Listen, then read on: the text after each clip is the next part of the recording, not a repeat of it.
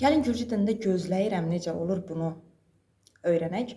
Baxın, Gürcə gözləyirəm dediyimiz zaman, məsələn, ilk öncə onu gözləyirəm, üçüncü şəxsi. Onu gözləyirəm dediyimiz zaman deyirik velodebi. Me, velodebi, mas. Yəni, mən gözləyirəm onu ya da qısaca velodebi. Gözləyirəm, amma kimi? Onu. Üçüncü şəxsə doğrudur bu. Velodebi. İndi gözləyirəm, amma səni gözləyirəm. Bu necə olacaq Gürcə? Gelodebi. Gelodebi. Məsələn, me, gelodebi, şen. Yəni, mən gözləyirəm səni ya da qısaca gelodebi. Yəni, gözləyirəm, amma səni. İndi sən gözləyirsən necə olur?